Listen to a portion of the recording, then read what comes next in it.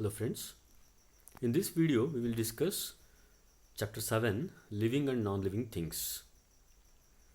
Here we are focusing on the differences, means dissimilarities between plants, animals, means living beings and non-living things like book, a pen, a house, a car, etc. There are so many things around us and we can categorize them as living and non-living things. When you observe the difference between them, you have to understand certain characteristics which are seen only in living things. Such a characteristic is living things eat food. All living things, they have to eat food in order to survive. Food gives them energy, and the process of obtaining food and using the food for the growth of the body or maintenance and growth of the body is called as nutrition. How do these living beings or living things obtain the food? In case of plants, they prepare their own food through photosynthesis. That is why plants are called as producers or autotrophs. AUTOTROPHS. Auto means by oneself. Autotrophs means they produce food by themselves. They are also called as producers. Whereas when you come to animals, they cannot perform photosynthesis. They have to depend on plants for their food or other animals for their food. That is why animals are called as consumers. Plants are producers, animals are consumers. So the scientific word for consumers is heterotrophs. HETEROTROPHS. Non-living things, they don't eat food, they don't need food.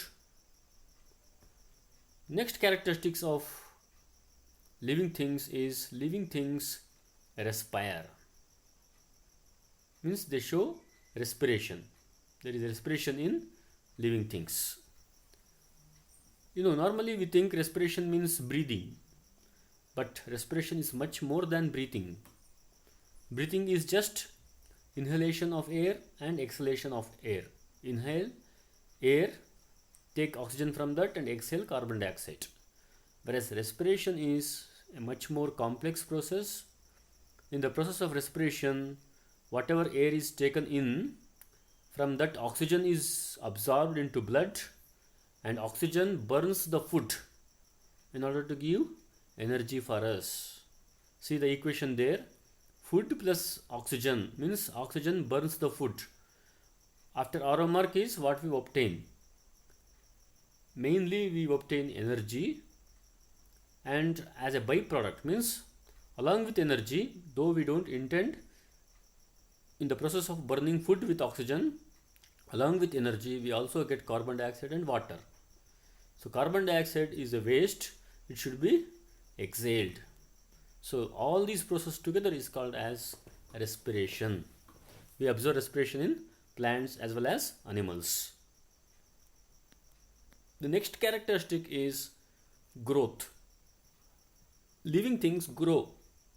Plants grow, animals also grow. See, what is meant by growth? There is increase in size of the plant body or animal body. See, there is an increase in size of the organism. See, what an example is shown on the screen. Can you see? A seed is germinated, it sprouts, it germinates, develops into a small seedling. The seedling will further develop into a bigger plant. This process is called as growth. Animals also grow, human beings also grow. From a small infant, humans grow into a little boy or girl and then into an adult and ages further. So there is growth in all living beings. whereas non-living beings, they don't grow. Living things excrete. Next characteristic of living things is they excrete. Excretion is the process. What is meant by excretion? These animals and plants, means living things, they have to get rid of waste materials from the body. They have to throw out waste material. Otherwise, this waste material will accumulate in the body, store in the body, and it may cause some disease or it may lead to death also. So animals also have to excrete, plants also have to excrete waste from their body. Animals, they excrete waste from the body in the form of sweat, urine, carbon dioxide and feces. Carbon dioxide is exhaled, sweat is excreted from the body out of the skin, urine is excreted, liquid waste is excreted through urine, excess water is also excreted through urine, and solid waste is excreted as feces. Feces means stools. Plants excrete water vapor. Plants also have to excrete. They have to excrete excess of water in the form of water vapor. Water vapor escapes the stomata of the leaves. In the leaves there are small holes, pores. Out of that excess water vaporizes. It goes out as water vapor. And it exhales carbon dioxide. In the process of respiration, plants excrete, means exhale carbon dioxide through stomata. In the process of photosynthesis, they use carbon dioxide to prepare food and give out oxygen. Whereas in the process of respiration, plants also have respiration. In that process, plants use oxygen and throw out carbon dioxide. There are other forms of excretion in plants like sap. Sap is a fluid thrown out of the plant body. It is transported in xylem. It is a vascular tissue in the plant body. This sap helps to fight germs. Virus and bacteria attack plants also. To fight that, the plant produces sap. Some plants, they excrete gum. In the form of gum, they excrete the waste. And one more form of waste excreted by plant is latex. Latex is a milky fluid. It is excreted from the plant body. Next characteristic of living things is all living things reproduce. What is meant by reproduction? Means they produce more of one's own kind. Means their own kind. See their example.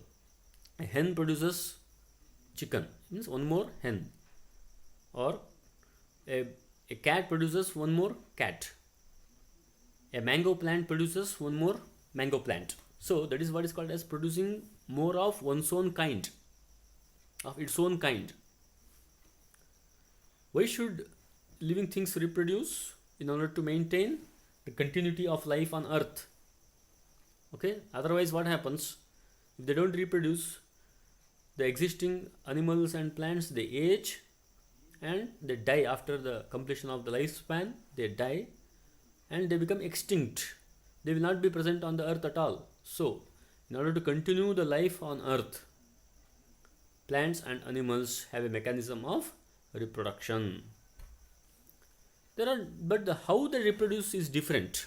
See, hen, it reproduces by laying eggs.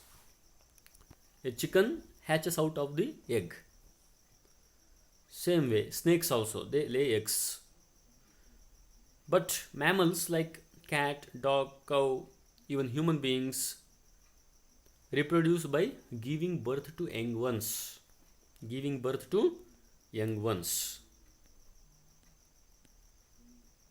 In plants, reproduction is a bit different. See, plants reproduce through seeds. See, plants like pea, gram, mango plant, they all reproduce through seeds. But there are some plants which produce through other parts of the body, like see the example there, begonia.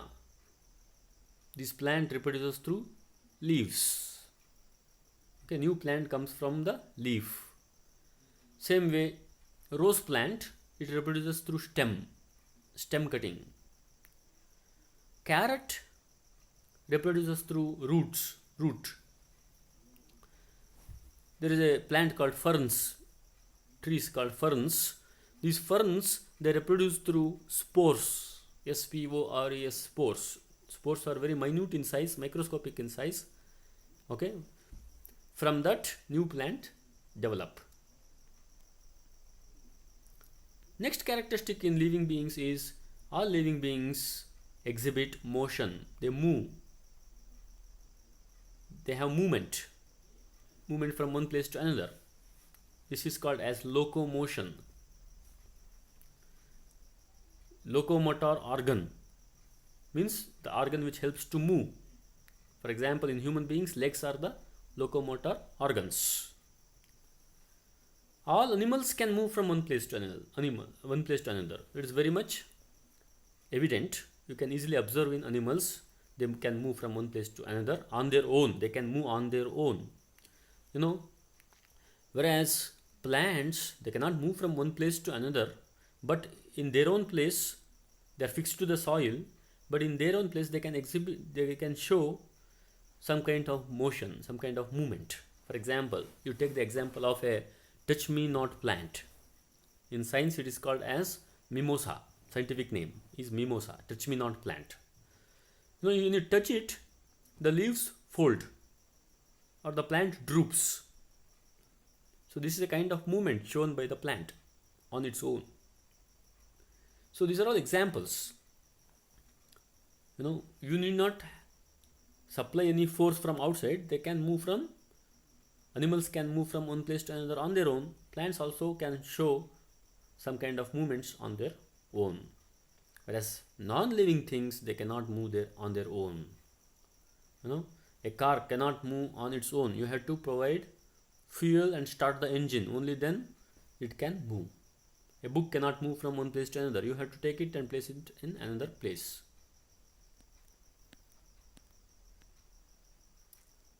See, the next characteristic is living things, they respond to stimuli. What is stimuli? Stimuli can be any change that is happening to the living being or any change that is happening around the human being. So then it will show some response to that change. The change is called as stimulus, and whatever response it shows is called as a response to stimulus. See, the same example holds good here also. Touch me not plant, if you touch, that touching the plant is called as stimulus, and the plant droops. That the plant drooping is its response to the stimulus. All living things, they show response to stimuli.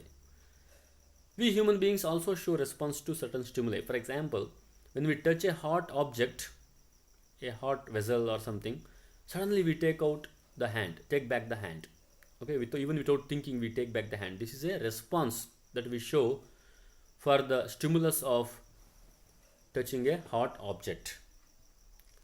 Same way, when we come across a flash of light or there is a wind, then suddenly we close the eyes. This is a response to stimulus. This is a safety measure, a safety mechanism in our body. Plants also show response to stimulus. In plants, the roots go towards the earth only, always. It grows towards the earth. This is a response. Okay, in plants. This is called as geotropism. Geotropism. Same way, plant, they bend towards light. Suppose there is light coming from window, the plant bends towards the light. This is called as phototropism. This is a response to stimulus.